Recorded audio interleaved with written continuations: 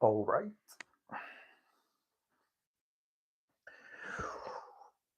All right, guys. Welcome to our third Q&A live stream. And this is technically going to be the last live stream of the year. I'm not too sure about having a live stream next week. It's going to be like holiday times, family times. So I'm not too sure. That's why, just to make things clear, this will most likely be the last one of the year. And then we'll see how things go for 2026. Okay. So my name is Joe. Here is Neo, our co-host. Okay, say hi, Neo. All right, he's always chilling with us. I know some of you guys might come just to see Neo, so here he is. Okay. Uh, there's a couple things I wanted to mention. The first one is that the last two live streams that I did, I've put timestamps on those live streams. So if you go to those live streams, you can see when I read certain questions and when I start to answer them. So I think that can be helpful.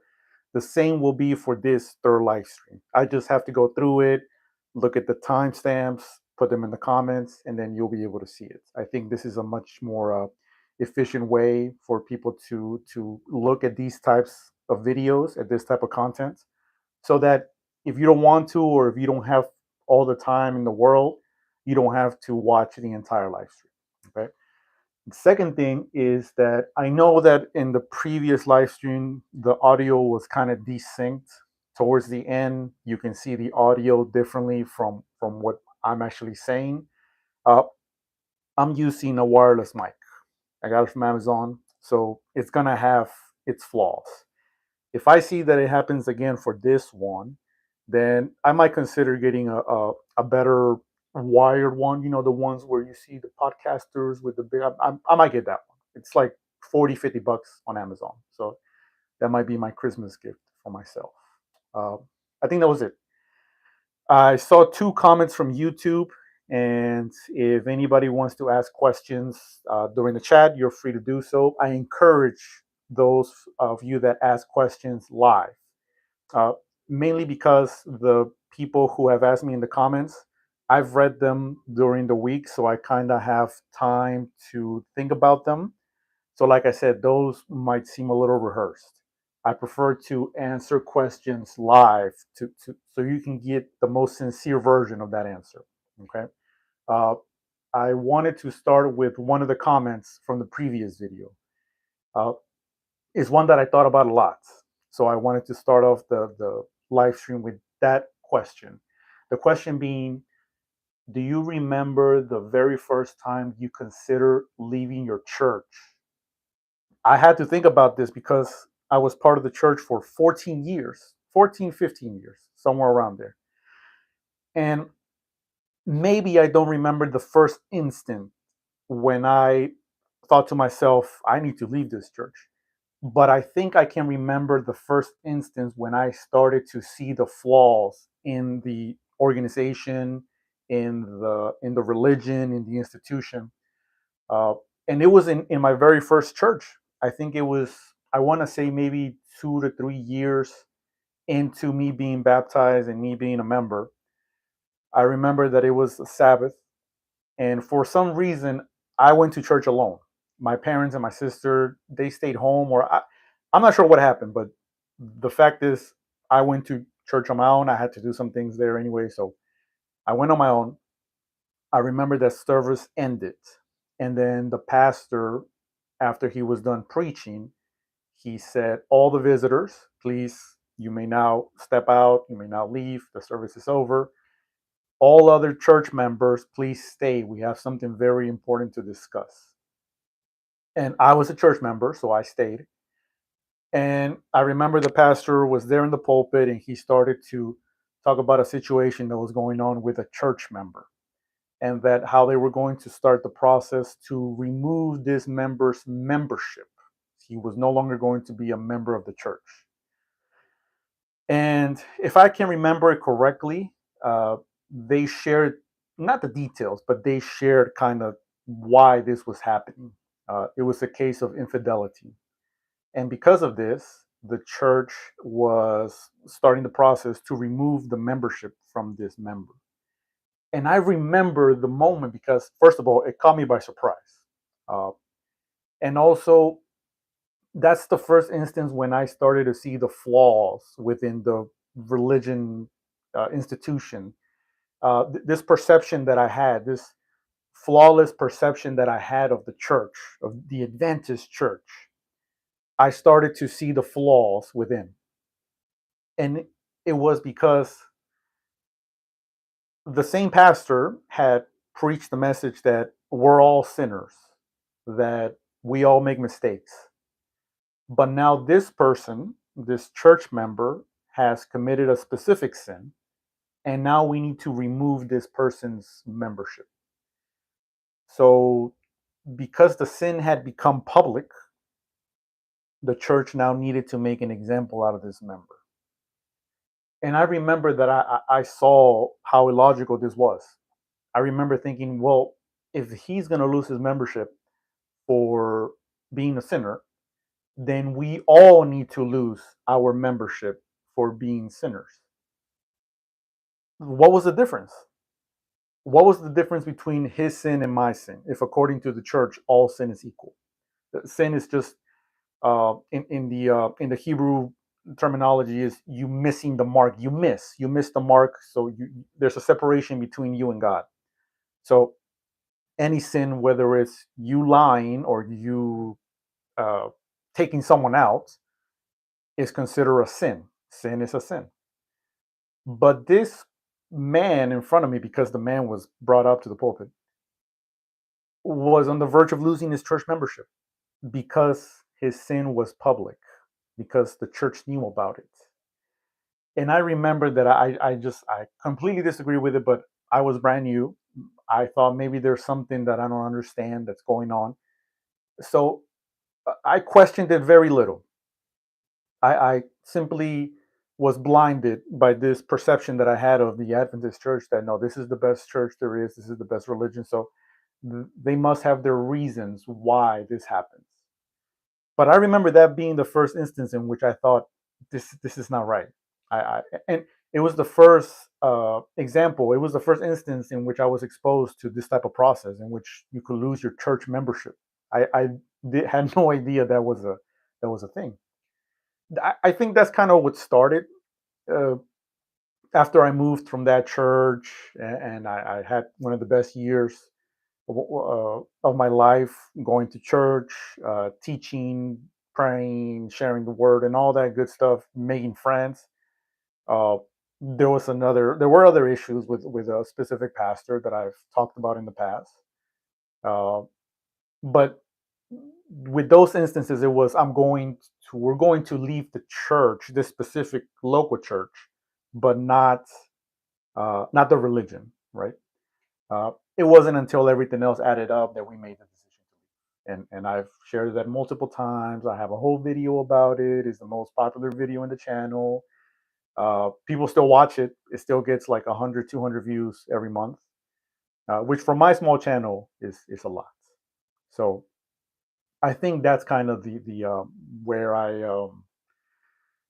where I started to see the flaws within the religious institution and kind of what started this whole process of me ultimately deciding to leave the church.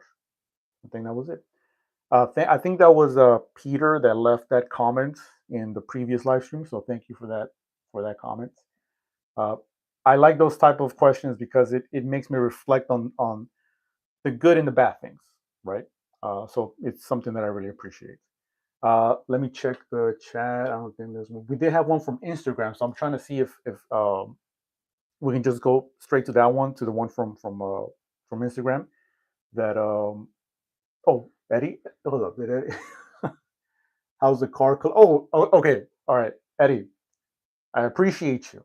Okay, because I'm actually prepared for this, and the only reason why I'm prepared is because in the first live stream, I was wearing one of my Pokemon long sleeves, and there was a person who randomly asked what my favorite generation is, and I answered, and I appreciated that because you see, these questions are not just for like serious questions and like thought provoking and life changing and whatever. Like, you know, I'm trying to sort of make content where people are free and welcome to join and just relax for a little bit, chill, get a break from all that constant content that we're getting on Instagram and TikTok and those 15-20 second videos. Hopefully this can serve as a little therapy session where you can focus on a video for longer than 2-3 minutes, right? uh, Eddie, I mean, that's my sister right there. I mean, uh, my sister has seen my car collection. Okay. Eddie asked how my car collection is going.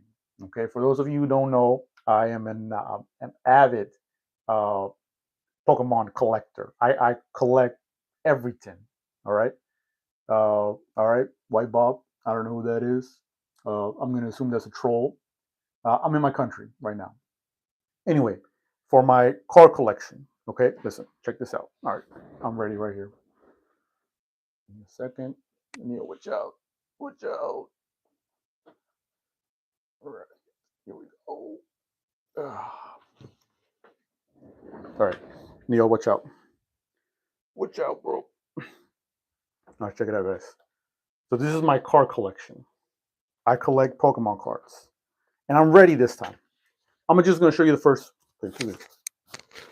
Look at that right there. Okay, that's the big boy right there.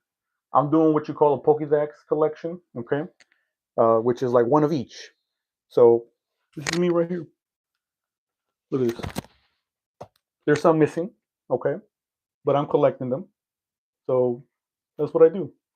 Thank you, Eddie. This is the perfect time for me to show this off. But I like this. Okay, so that's my car collection right there. All right. Uh, White Bulb, 1988. Yeah, that's kind of weird, man. A little weird. People did tell me that I do look Pakistani or Turkish, Indian. I get all of that. All right, so you're not wrong. I'm Peruvian, but hey, maybe my ancestors are from there. Um, I think there was another question. There was a question from Instagram. Okay, there was a person who asked me, and they asked me because they know me. Okay, um, they asked me how my life is going after John Cena's uh, retirement. For those of you who don't know, I grew up watching John Cena. He was pretty much uh, one of my childhood heroes. Okay, uh, and for those of you who don't know, there was his last match just happened on last Saturday. I went over to one of my friend's house. We watched it. We had a good time. Uh, it was bittersweet. For those of you who don't know, he lost. He tapped out to Gunter. Okay, that's a little sad, but it's okay. Uh, but it was funny because I can't remember the first instance in which I saw him or the first instance in which I remember seeing him wrestle. Okay, Neil's gone. So there you go. But now, like 20 years later, it's his last wrestling match, and that's it. You know, so we were there. I couldn't believe what I was seeing, but it is what it is. Uh, I every week I watch WWE. I try to. It was a nice experience with my friends. I actually didn't know that some of my friends were still watching. So uh, yeah, it was a good time. That was from an Instagram. That was from I forgot who was asked it. It was on the notification. I saw it in the notifications. Okay. There was it? I think. Let's see on the chat. Why Bob? You're really active. I really appreciate you. Yeah, let's see. Oh, my my dad. ¿Cómo cambian los tiempos? Yo coleccionaba Topo Gigio. Esa colección debe costar en la actualidad. Yeah. I showed my dad too my collection. I told him why I was doing it. It was something that I've been wanting to do since I was a kid, since I was like 10, 11, 12 years old. Now as an adult, I can do it. And one of the great things is that I have a wife that kind of supports that hobby, as in she's okay with letting me collect. I keep them safe and sound, so I really appreciate that. And eventually, who knows, I can sell it and get some good money from that, and be able to continue paying off our house, to continue to provide for my family. So uh, it's a very good collection that I have. I'm trying to keep it nice and good. Okay. Let's see. I'm gonna assume I know you. Okay. I'm gonna assume I know you, White Bob. And also, I don't know if I'm the only one that can see your messages. All right. Uh, but yeah, stay watching. Keep giving me your hours. Keep giving me your views. Stay watching. I appreciate you, White Bob. Let's see. Let me see if I had any other from Instagram. I have Instagram now pulled up on my computer, so I can kind of see if anybody asked any other questions. Oh, I think my sister asked a question. What's your opinion on Halloween? Is it on my mind a lot? My memories of Halloween were always pleasant. I'm now thinking of my kids and if I would be fine, okay with them dressing up. What do you think? Yeah, I remember, especially in church, they were like so against Halloween. They were so against just the concept of dressing up for Halloween, because it was like worshiping the devil or whatever. Uh, I remember that happening constantly. There were constant conversations about that. Uh, and listen, I think that churches do a good job at putting you against something or somebody. Because if the church can say, guys, come here and we're against that, you feel like you belong. You feel like you're part of a community. You feel like you have a common enemy. Uh, so I think church does a good job in that. But then to say that that's worshiping the devil and is worshiping this and is worshiping that, listen, um, I don't think the Christians who think that way are even ready to have a conversation about how Christmas has pagan origins. Okay, that might be a conversation for another day. That might be a video for a different day.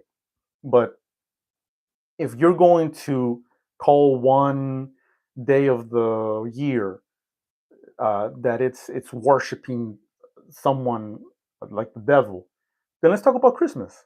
Let's talk about those origins. You can't have it both ways, right?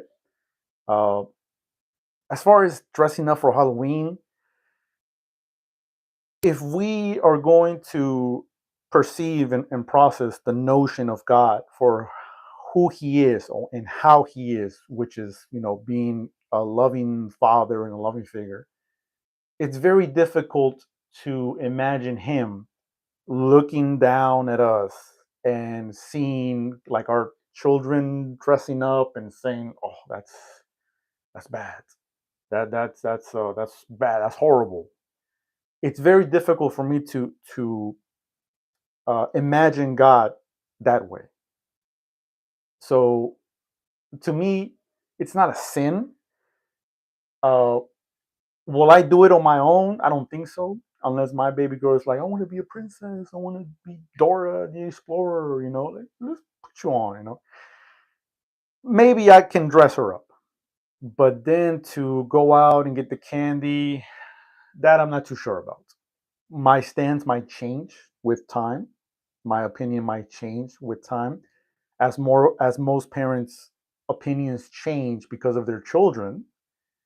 We know several people that didn't want something, but because their children asked for it, the parents changed their mind, right? And it's all based on intention. Am I dressing up my child because I want to worship the devil? No, no, it's just something fun for them, something to for them to get creative, something for them to use their imagination. It's what's behind the intention of dressing them up, right? So honestly, I don't think there's anything bad. I have no intention of motivating my baby girl to do that. But honestly, she's gonna have maybe her cousin that does it, and because she sees her cousin do it, then she's gonna want to do it. So I need to kind of be wary of that too. How her friends and family uh, kind of influence on her, right? And if we do it, um, I have to explain to her that okay, we're doing this so that you can dress up and you can look like a princess. We're not doing this because of these reasons. And if other people tell you to do that, ignore them. They're ignorant. They don't know what they're talking about, right? So that's kind of my take on that. All right. I saw that Sandra made a comment, and White Ball, what happened to you, dude? Where you at? You stopped talking. Anyway, Sandra said, "Do you have a controversial take on marriages in general?" Okay. Uh, in general, and I don't know if it's controversial. I don't know if this is a controversial take. I've actually shared it in the first video that I did with my wife when we talked about money. Uh, so I don't know how controversial this is. I don't think it's controversial, but seeing in the type of world that we're in, I think that it can be a little bit controversial. My take being the whole we get married, but I have my own bank accounts. Uh, to me, honestly, that makes no sense. To be in a marriage and to say we're going to share everything together, our lives, we're going to be together every day, this and that. But what I make is my money, and I'm going to keep that here. And what you make, you're going to keep that over there.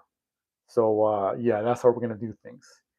Uh, I try to think about it and I try to understand it, the perception behind it. Uh, is it because you don't trust the person with your money? Is it because if my money is going to be in an account that you have access to, you might spend it on something that I don't want you to spend it on? Is that what the notion is? Is that what the perception is? Uh, because if that's the case, then we're talking about trust. And if you can't trust your spouse with your money, you see how it doesn't make sense to me? You see how I try to think about how that can make sense, but it doesn't. And like I said, whenever I think about these things, I try to understand the other side. I try to think and understand where this comes from. Now, I'm talking specifically in marriages. If um, if we're talking about people living together but not married, then I can understand that. I can understand why my money is my money, your money is your money. Actually, uh, I think maybe it was a month before we got married that my wife and I we went to the bank to have a joint account. But it was the actual process was she was going to transfer her money to my account, and then she was going to be the secondary in my account, so we both have access to it. We both have our own credit cards, though. That's the only thing that we have separate. But the source, the money is from the same account, right? So it's the same thing. Um, so I think that's my controversial take on something like this. I honestly can't understand why you would get married to someone but you don't trust them with your money. Now there also comes the notion that oh, I see Riza. Riza's back. I'm gonna get to your question in a little bit. Welcome back. Thank you for watching. Uh, I lost my train of thought.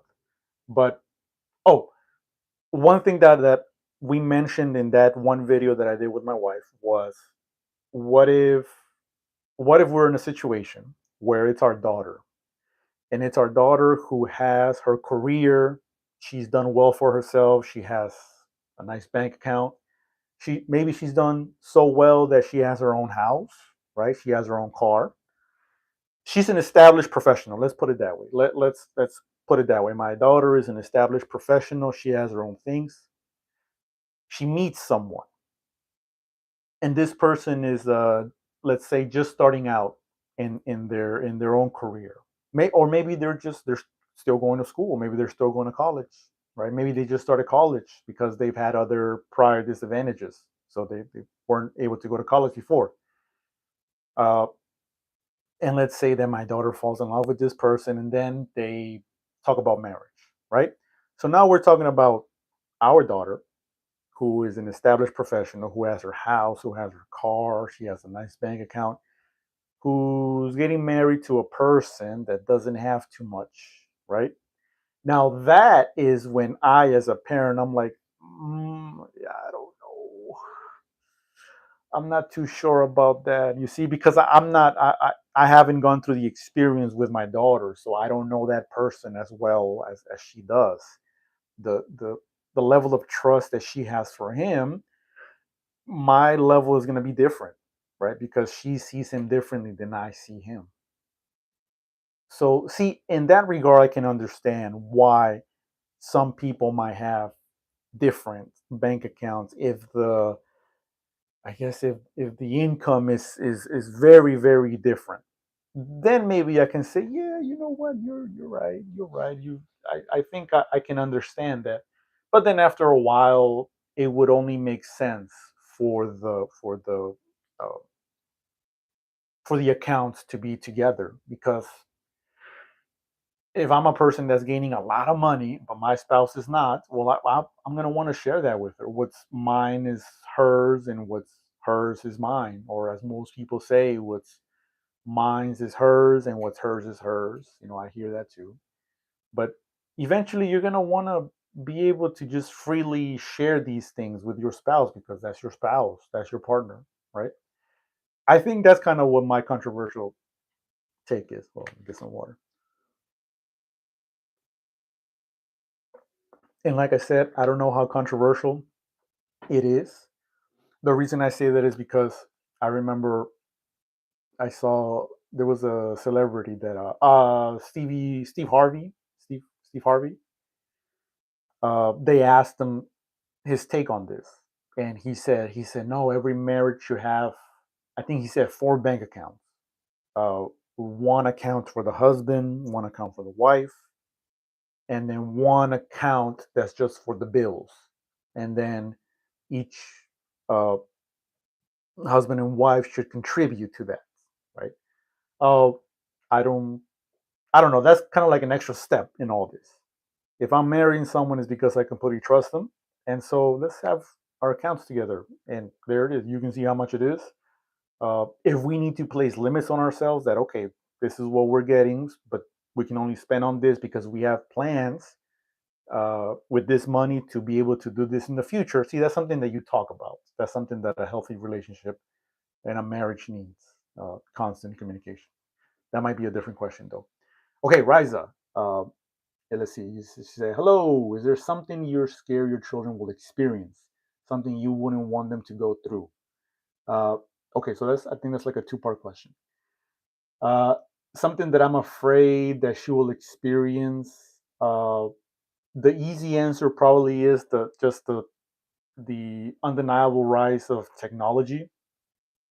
Um, and the reason I say that is because it's invaded every aspect of our lives.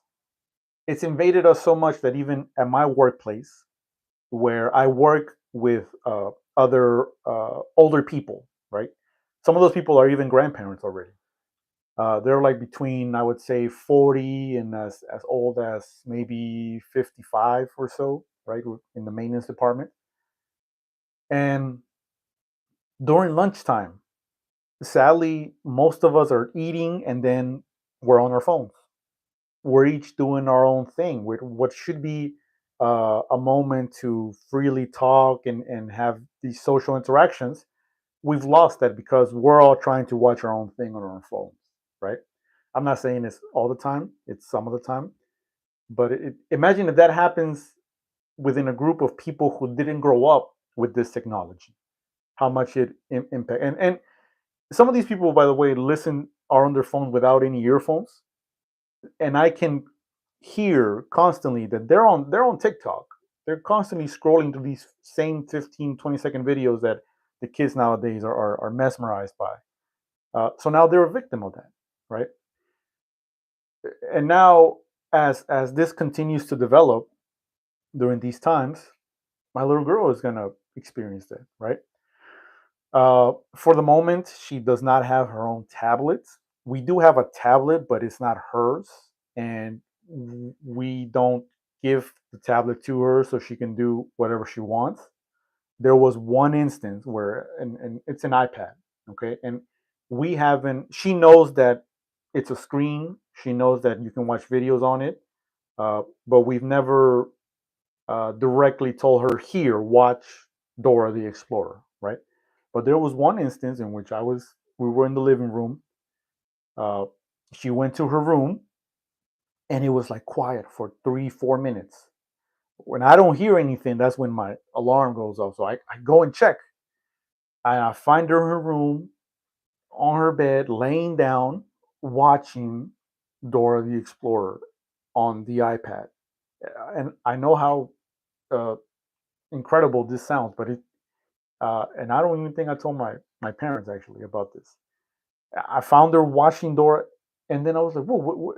Then my wife said, "No, my wife was here in the office area," and I'm like, "How in the world did she figure out to activate the iPad, go on YouTube, and put up?" Or maybe Dora was the last thing that was on the iPad, and she just unlocked it. I have no idea, but it happened. I think this happened like a month or so ago, and our biggest thing is the television, right? The television is probably the thing that's most used in our household, right? So she knows that the TV can provide entertainment. At times, she sees us on our phones and she wants to see what's on there, right? Uh, I would say the easy answer for your question, Riza, is it's just the rise of technology and how uh, how it's going to be a part of her life. It's going to be uh, infused in her life, and I get a little scared about that because the type of content that's shown there is just not healthy. It's not, right. For adults like us, like my wife and I, we can set limits on ourselves. I'm not saying we're not on Instagram looking at these funny videos. I'm not saying we don't do that. We do. We are watching these reels, but we can set limits on ourselves. Okay, I one limit 5 minutes. Okay, all right, done. I need to do something else, right? Or in for a personal example, I try my best to find podcasts on YouTube and watch some sort of long form content because I think that helps somehow. I think, right? Uh, so that's kind of one thing that I'm scared that she'll experience. I think you something you wouldn't want them to go through. Uh, well, this might be like something not really connected, but in a way, yes, which is a topic regarding mental health. Uh, I was a person who simply uh, had like the boomer way kind of infused, like the, oh, you're going through a hard day, just tough it out, just deal with it, or like how our parents would say, ponte la pilas, just deal with it. It wasn't until it became personal that I became much more aware of how sensitive our mental health is, right? Uh, so, if anything, I want to be the type of father that can prevent her from ever experiencing any sort of uh, mental issue that derives from me being a parent, right? Uh, I can say maybe like it's a topic about anxiety or something like that. I want her to know that when she makes a mistake, she can come and tell me about it. I don't want her to think, oh, I made a mistake. I'm going to hide it from my dad, right? That's something that I'm going to have to teach her as she grows up, and then I can communicate with her. That's something that I'm going to have to work on an everyday basis with her, right? The fact that if you have a problem, come to me so we can figure out how to deal with the problem. So I would never want her to feel like she's alone with her own problems. So that's kind of my thing. I think my dad made a comment. Crea que cada generación que viene es más inteligente que la anterior. So my dad is saying that he thinks that each generation that comes after the other is more intelligent than the previous one. Uh, I think each generation is more aware of things. Creo que cada generación está más pendiente de las cosas que la generación previa. Creo que cada generación está más al tanto de las cosas que están pasando en el mundo que la previa generación. Uh, la razón por qué digo eso es porque nosotros sabemos cómo navegar la tecnología, cómo navegar el Internet. Uh, no les puedo decir cuántas veces cuando hemos tenido una pregunta o algo que no sabemos, yo sé que yo puedo ir a ciertas partes de Google y puedo leer para informarme, pero la generación anterior no sabe, simplemente lo que escuchó, escuchó. No sé cuántas veces nos dijeron a nosotros de que andar sin zapatos, sin medias, nos va a hacer que nos enfermemos. Si comemos cosas heladas, nos enfermamos de la garganta. Haciendo esto, ¿eh? Mi mamá decía que me iba a dar artritis. No es cierto. I'm saying how the previous generation just have these things that they believe. The one example I just did was cracking my knuckles, and my mom thinking that that's going to cause arthritis. And it's not true. No, it's not. It's not true. But she believes that, and I don't know if she still does. No sé si mi mamá todavía cree en eso de que me va a causar artritis. Eso no es cierto, right?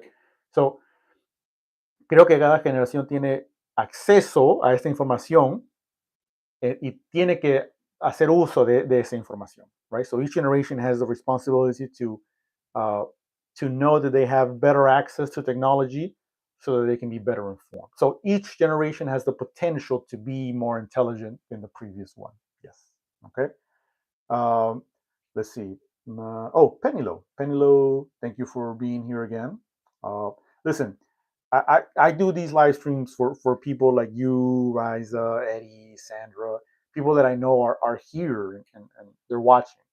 Whether you watch it for 5, 10 minutes or just if you're watching just to see me answer your question, I appreciate it. Okay. Uh, Penny Lowe says they always say that communication and trust is fundamental in a relationship. Did you find it hard to trust and communicate with your wife during your dating stage? Okay, communication, no. Communication, man. When I tell you we were texting constantly and every day, like it's not even an exaggeration. Like we were texting all the time, right? And something that I shared that kind of falls within our love story is that I mentioned that when we saw each other the first time at church, um, we didn't talk for a whole year, but we both had a crush on each other. We just didn't know. I saw her and I thought of her as inaccessible to me. Oh my God, a woman that beautiful, maybe in a relationship. And she thought the same about me. She thought I was dating someone else.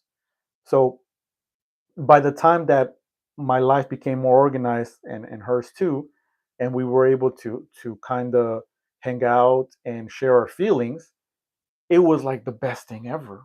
It made so much sense, right? So I think the communication and see that's something that technology did. That because of the texting, because we were able to constantly communicate with each other and talk about these things, uh, I felt like that helped our relationship a lot because we were able to get through these things very quickly. We were able to find out very quickly that she wants to be a mom and I want to be a dad in the future, right? That if we do get married, we're gonna share the same bank account. We agree with that right off, right there and then. That she has family in her country, I have family in my country, and because of that, from time to time, we're gonna have to help our family. So things like that, it really helped. And because of that communication that we had, was how the trust was able to be built. You know, um, the one thing I've always told my wife is that uh, you have my complete trust uh, until the moment that you break it. As in, I don't know what's a quick example. I mean, okay, I'll give a very quick and easy example. And yeah, Millie, you're right. Those are BB3. BB3. That's my grandma. Our grandma was constantly telling us that if you eat something cold, you're gonna get sick. All right. Um, oh man, I lost my train of thought again. I was talking about the whole relationship aspect with my wife, the trust, the communication. Um, the thing is that the more we talk, the more we got to know each other. Oh, the trusting. There you go. Okay. So the trusting is very simple. So let's say this very quick and easy example. Let's say she tells me she's gonna go see her dad, right? She's gonna go see her dad. She's gonna go visit him. But then I find out she went out to see one of her friends, right? Or she went somewhere else. That's an immediate break of trust, right? Um, but I also have to find out about it somehow.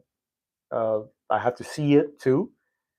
If she tells me she's gonna go see her dad, and then I don't know, one of my friends says, "Yo, I saw your wife at this place with someone else."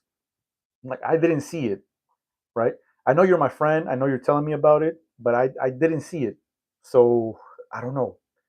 Uh, if I'm married to a person, which I am, then I have to see it to believe it, right? I can't let someone else kind of get in the way of that. I can't take someone else's word for it so easily, depending who the person is. Now, if it's my mom who tells me, that's a whole different story, right? But until that trust is broken, that trust is there, 100%. You can tell me whatever. You can tell me you're gonna go to this specific place, and I'm gonna believe you 100%. That's just how I like to. It's less stress for me. It's less stressful for me to simply believe my wife. If she tells me she's gonna go somewhere, okay, she's gonna go there. That's it. That's all. That's all I need to know, right? And she's the same way with me. When I tell her that I'm gonna go out with some friends to do this, to do that, uh, she. There's never been an instant when I felt she didn't believe me. There's never been that instant. There's never been an instant where I had to prove that I was with friends, right? Uh, Especially when she went to El Salvador for a couple of weeks. And I told her, I'm like, oh, this day I'm going to go out with this friend. This day I'm going to hang out with that friend, right? So the trust was there because I think that she believes the same thing. She's gonna trust me until the day I break the trust, right? And what can be what for what reason would I break that trust? What can I possibly do in which I have to tell her I'm doing this, but I'm doing that, right? I tell her. I actually joke around with my friends, right? When I hang out with them, they're like, "Oh, your wife let you out?" Oh, no, no, no. My wife, she thinks I'm doing this, I'm doing that. I told her I'm going to Bible studies. It's a joke, okay? It's all a joke, and I hope that my friends know that. All right. At this point, we're 5 years married with my wife. Uh, it's not in my mind. It's not. They say that once you pass the 5 year mark, the chances of a divorce happening significantly drops. Right. Those 5 years are very crucial for any marriage. And as I've shared before, one of the most beautiful things about our marriage could have also been our biggest disadvantage. The fact how everything went so fast. The friendship, the relationship, the being engaged, and then getting married. That all that was happened so fast, right? So thank you for that. Thank you for that question. You said, I mean, kids have ChatGPT. Oh, don't even get me started. I tried. I out of curiosity, I tried ChatGPT. Man, it's and the thing is that uh, it tells you that you still need to confirm what it's telling you because it might not be right or it might not be like the truth. But the way it just expresses itself, it's like so convenient. It's like I can ask it a question and it gives me that, and that I don't know how teachers are doing right now with the whole seeing if essays are made by AI or not. I can't imagine. And actually, I might connect that to the previous question about what I am afraid of in regards of my daughter. Uh, for her to grow up to be dependent. on AI, that's going to take away so much from her. Okay, so much from the experience of actually learning. Right. I'm the type of person that I got to understand what the purpose was of all those subjects that they teach us in school, the ones that people might think, why do I have to learn this? Why do I have to learn about geometry? It's not about learning the subject, but it's learning to unlock how your brain can figure out these problems. It teaches you problem solving, right? It makes you think in ways that you haven't thought about before. So now when you push yourself to think about these problems, and then when you face real world problems, you can know that there's a process to solve these problems. Not all the time, but it can work generally in life. So that's what I think about that. Penny Low, another comment. I think it's hard to trust when you've been through things growing up. I get that. I think it's hard to trust when you've been through things growing up, especially with parents. But I think you're right. Oh well, thank you. Appreciate that. And yes, your upbringing absolutely will influence your relationship with other people. I have seen examples of that. Okay, I've seen personal examples from family members. I've seen examples from friends, from coworkers, that the way that you grew up or how your parents raised you, it's going to influence you so much in adulthood, right? So that's one of the primary reasons why I need my daughter to see me as a not as a problem solver, but as a helper, as someone that she can go to. And at some point, she's going to see me as a superhero. She's going to see me as the person that can solve anything and everything. And I say that because at some point, that was who my dad was. I remember those thoughts in my mind whenever I would need something, and he would kind of figure it out. He would resolve it in some way or another, because my dad was my hero.